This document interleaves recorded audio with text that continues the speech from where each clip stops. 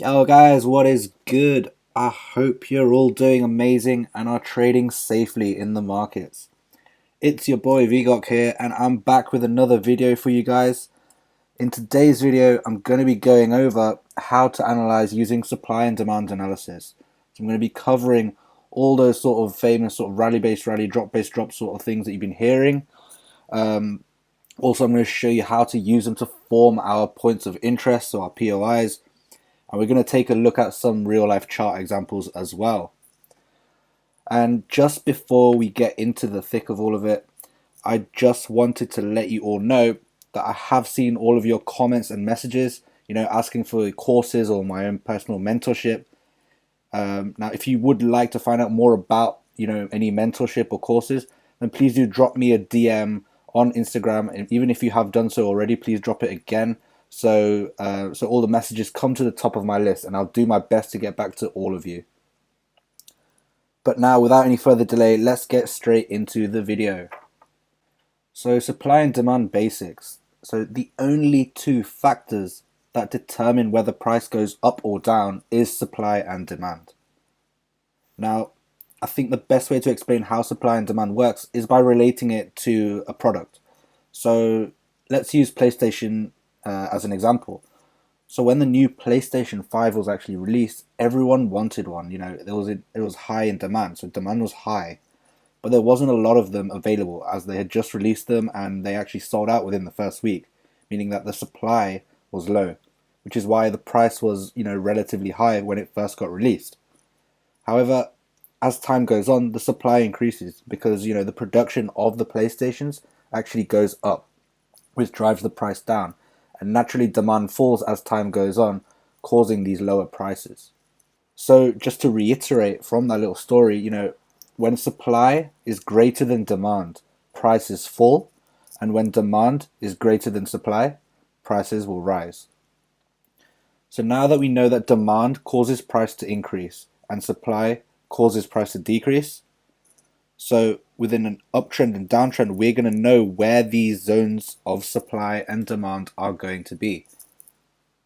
And as you can see, the points which I've actually circled on this uptrend in blue over here, in black, are where the demand zones are. So you can see, at the points that I've circled in black, you can see that at these points, price did go on to create a further higher high. Price went on to increase. Price rose in that instance, so there's a valid demand zone within that area. And as I've labeled here, at these points price continued upwards, so these are creating zones of demand. And it's just the totally opposite way on a downtrend. So on the downtrend in red, which I've drawn here, the points in black, these are the points which go on to create a further lower low. Therefore, telling us that there is a valid area of supply within these areas here, which I've labeled on. So now we actually know the theory very briefly of supply and demand, but now we're actually going to be taking a look at what supply and demand looks like in the form of candlesticks. So, in the form of the charts which we're going to be analyzing. So for the supply, there are two main candlestick formations which we like to look out for. First one is what's known as a drop-based drop, which I put in brackets a DBD, and it's made up of a bearish candlestick, and then which is the drop. Then we have either the base could be made up of smaller sort of candlesticks. These could be dojis or sort of smaller bodied candlesticks acting as the base. Now this can be either a bullish or bearish, and it doesn't just have to be one candlestick. So that will be making up the base, and then we have a further drop to the downside, pretty similar to the first drop there. The second type of formation we like to look out for is what's known as a rally-based drop, and in brackets I've put RBD. Now this is where we have a rally to the upside, so we're going to have a bullish candle. We're then going to have the base, which can be either bullish or bearish, and then we're going to have the drop. Afterwards as well. So the rally base drop formation. And what I've written on the side here is what I've just mentioned earlier. So when I look at the bases of any of these formations, I want to accept a maximum. So a max of 5 candlesticks to make up the base. So no more than 5 to be the base. So obviously in this example, I've only drawn 1 candlestick as the base. but you know, a maximum of 5 candlesticks, and then we have the corresponding drop or rally, whatever happens. Now, moving on to the demand sort of candlestick patterns, you know, there's two main sort of candlestick formations I like to look out for, and in this case, we've got the first one, we've got the rally base rally. So in brackets, I put RBR, and we've same sort of thing as before on the supply side, but it's just flipped the other way. So we're going to start off with a bullish candlestick, then we're going to have the base of, you know, 5 candles or less, 5 candlesticks or less acting as the base, and they can be either bullish or bearish. And then we're going to have a further rally to the upside. And then the second one we have is the inverse of the one we just looked at before, is the drop base rally. So we're going to have a drop, so a bearish candle. Then we're going to have the 5 candlesticks or less with the base, and they can be bullish or bearish. And then we have a rally, so a bullish candlestick afterwards. And again, like I said before, I like to look at a maximum of 5 candlesticks to make up the base. So now we're going to be looking at how to actually establish a point of interest. So, you know, basically refining down our zones of interest from supply and demand analysis. Now, this is probably going to be the most important aspect of this video, so please do pay attention and take notes. So to form a point of interest, we need to look at the market structure, and more specifically where previous areas of supply and demand are. So previous to the candlestick formations we just looked at. So in blue, I've actually marked on the valid points where demand was introduced into the market as price continued to create further higher highs. And you can see that right here. After this blue higher low point, it went on to create a further higher high, further higher high, and these further higher highs right here. And then we can see the drop base drop candlestick formation. So we've got this drop base drop candlestick formation taking out the previous zones of demand. So if you look back to the bit we looked at just before, we know that there are demand zones at these blue circled areas, which I've marked on here. And you can see that this supply drop base drop supply candlestick formation has taken out the previous demand zones. Now what this means is, and what this is showing us, is that supply has exceeded demand. Now once this has been identified, once we know supply has exceeded demand, we want to basically gain our point of interest. So we use the actual base of the drop base drop as the point of interest, which is why I've put this this white box as our point of interest, and it's just outlining the base of that candlestick formation. So here we can actually see the inverse of what we have just gone over. We can see the previous points of valid supply, which I've marked on in blue again right here. And these are valid areas of supply because they go on to create further lower lows. You know, they're pushing price down. If price is getting pushed down, that means supply is in power. If price is getting pushed up, demand is in power. So at this moment here, supply was in power because price is going down. We then get to see this rally base rally demand candlestick formation come into play. And we can see that the rally base rally, it takes out these previous zones of supply. And what this is indicating to us is that new demand, so the new demand within this candlestick formation, has taken out or exceeded the previous supply zones, which were here. And again, we're using the base of the rally base rally to form our point of interest, which obviously you guys can see with this white box. Now, what we can see here is supply exceeding demand, but instead of the other forms which we've just looked at, it's in the form of a rally base drop formation. So you can see the previous demands marked on in these blue circles, the previous demand zones which were in power. And then we can see the rally base drop formation, which takes out the previous demand zones. Now, in this particular case, with these rally base drops or these drop base rallies, the point of interest is actually made up of the rally and the base of the rally base drop, as both of those parts can be seen, you know, as an institutional candle, as an FU candle. You know, there's a lot of names for these things, which I'm going to be going into more detail in a future video. But the point of interest, if you do see a rally base drop, is going to be taken from the initial rally and the base. So which is why I've drawn this white box indicating our point of interest as such. Now here we've got an example of a drop base rally, so just the inverse of what we've seen before. And here you can see the previous valid supply zones marked on in blue right here. They have been taken out by a drop base rally. This drop base rally is the new demand sort of introduced into the market, and that's taken out the previous valid supply, which was once in power. So basically, this is indicating demand exceeding supply. And again, just like the previous example we saw, we used the drop and the base as our point of interest.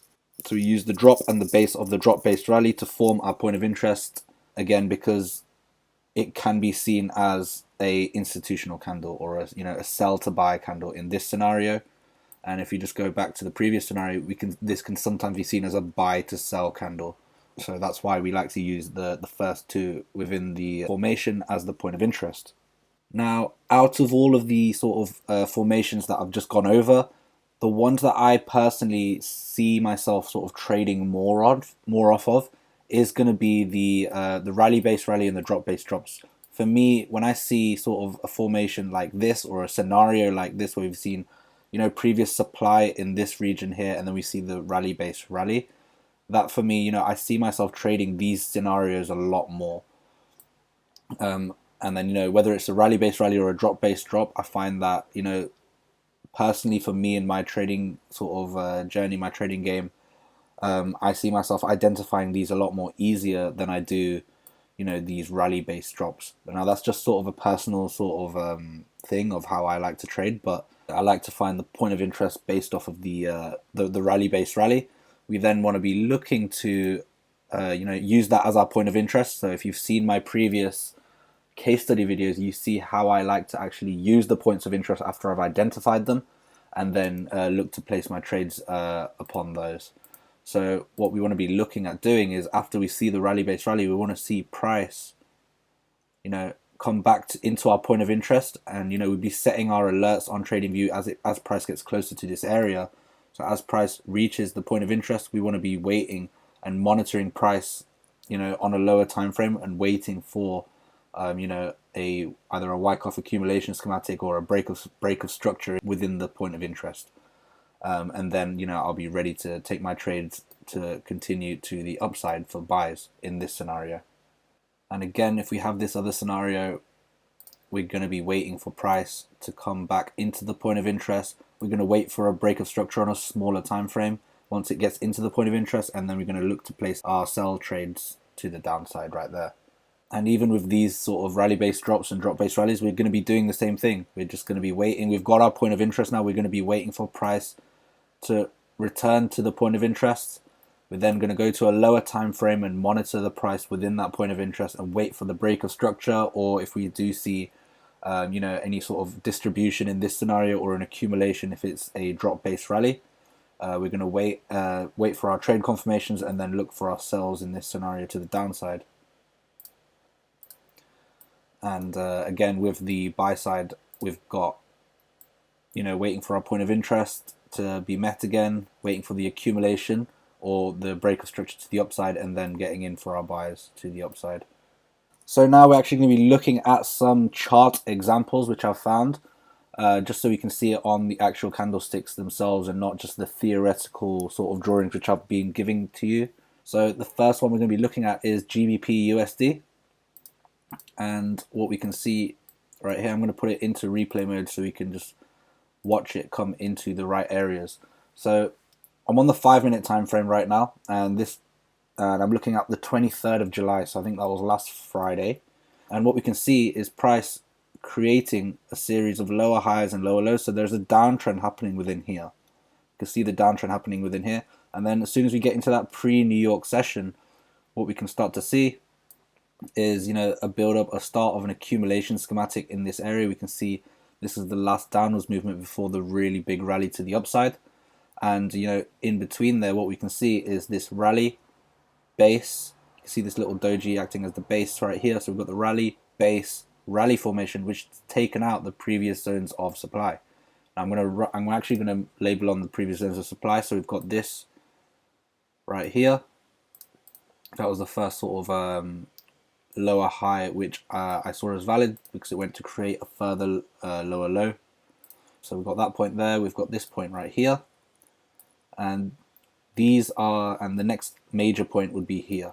Now there are further sort of supply zones within this area as well, but they didn't go on to create a further lower low. the one that went on to create the further lower low was this one. So the major ones I'm going to be concentrating on is going to be this one, and this one. And once they get taken out, and which they were by this rally-based rally candlestick formation, you know, we've got our sort of point of interest, which is this purple box right here. So we've got our point of interest now, so we're just going to wait for price to reach. So we can see Friday evening's price movements right here. And we get a slight movement up there. And we can start to see, you know, there's this trend line starting to form. When trend lines start to form, areas of liquidity are going to be at trend lines and equal highs or equal lows. So what we can see here is a trend line which has 3 touches on it. And then we see price go lower as the new day opens up on Monday, which was today, so the 26th of July. So as you know, the pre-London session opens at, you know, around 7 a.m. we can see price jumps all the way down. It takes out the liquidity below the trend line. So any people putting stop losses below the trend line, looking to trade off of this trend line, you know, they've been taken out. And we can start to see price approaching our point of interest right now over here. So as we play the price, what we can see, we've touched our point of interest quite nicely. It did touch it twice, but it's done that, and then it's gone on to actually break structure to the upside.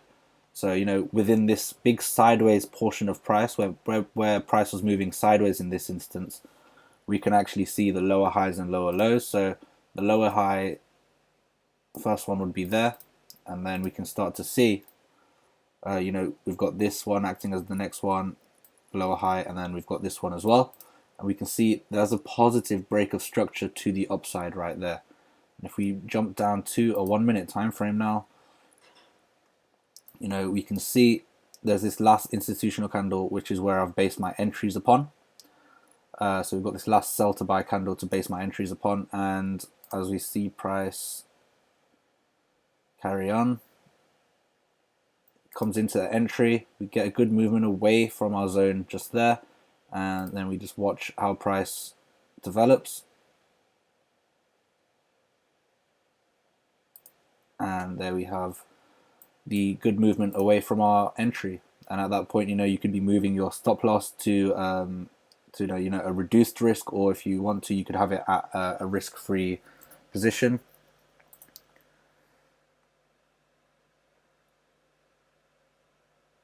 And there you go, as price continues, that's where current price is right now.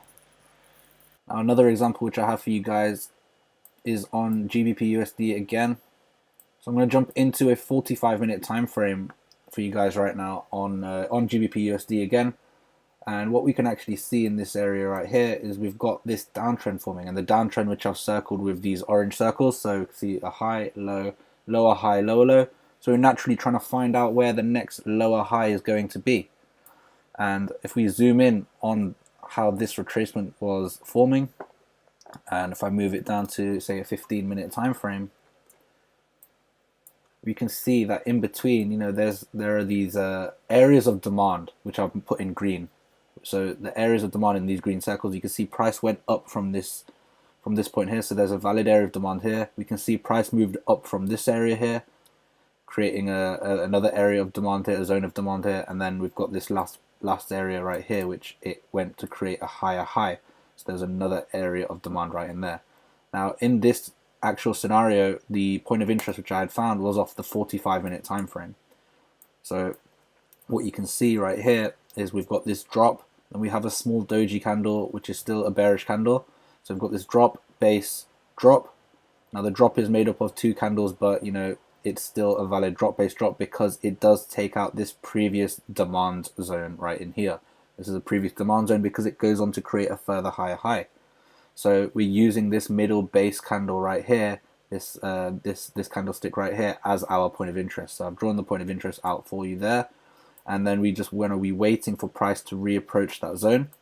We see it almost gets to this area, but as you guys can see, there's a series of sort of roughly equal highs in this area. So I'd say there's liquidity being created in this spot right here.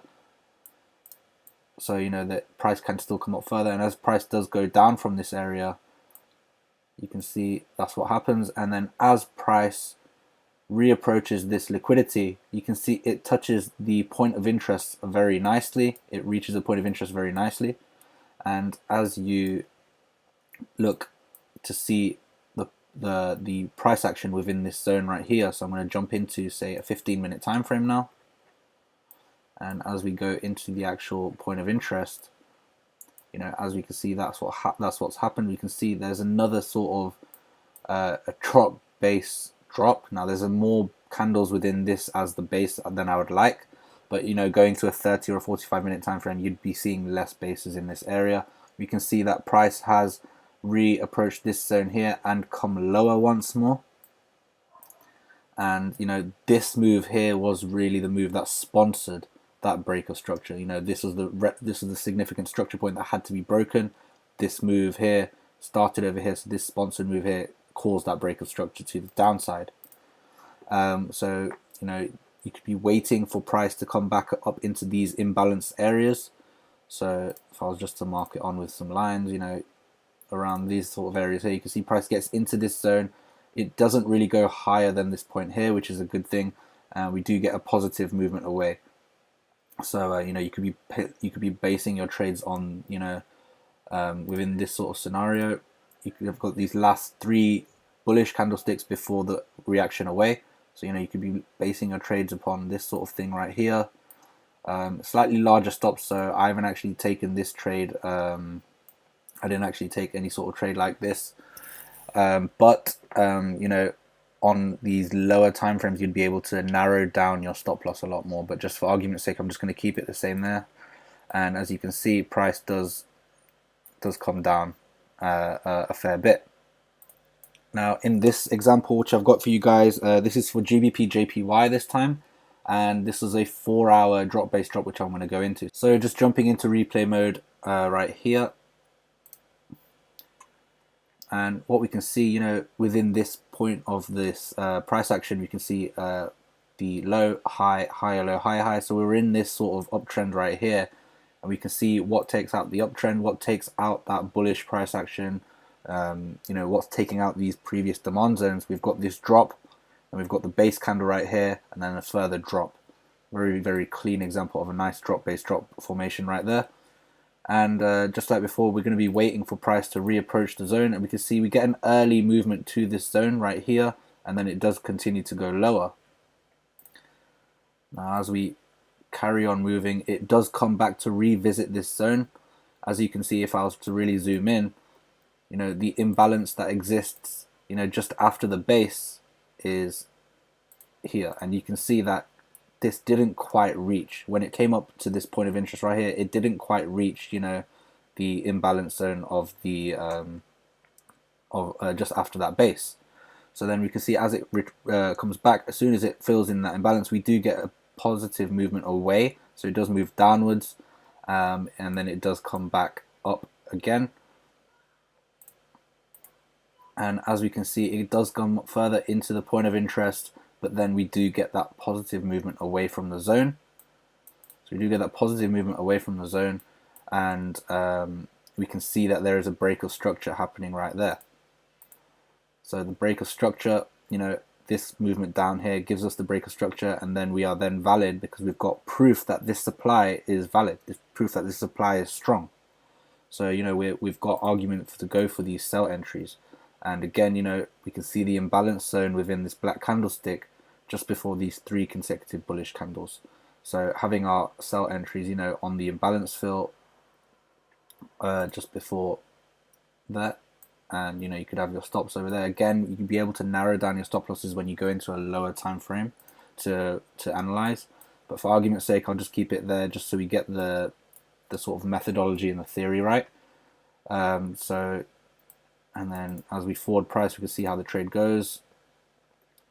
You know, and it does do very well. It does go down to create a further lower low for a 1 to 16, and that's still on the 4-hour time frame. We've not really narrowed it down on any way, which is phenomenal. And the final pair that I'm going to be looking at with you guys in terms of these chart examples is going to be US 30. As you guys know, that's one of my favorite pairs to trade. So the first one which we've got here, and I've labeled it out for myself, I'm just going to jump into replay mode, and what I've labeled on is a 20-minute rally-based rally point of interest. So let's go to the 20-minute time frame, and what you can see right here is the previous supply that's in power. So you can see with these red circles on the top side here, supply was in power there because it caused price to go downwards. More supply zones being created, price goes downwards again successfully, and then this is a major supply because it actually does go on to break these previous lows here. And then when we get up to the actual point of interest which I've identified, we can see that we're on the 20-minute time frame. You know, the time frame itself doesn't really matter as long as you can see a clean, you know, scenario like I've drawn out for you in terms of the theory side. The ones that I drew out for you, which you guys saw before, those are the types of scenarios you're going to be looking for and training your eyes to really see in the markets. And in this scenario, in this particular scenario, it happened to be on the 20-minute time frame where we see this rally, this base, this doji candle, and then a further rally to the upside, which took out the previous supply zones which I just talked about. So that's the 20-minute rally-based rally point of interest.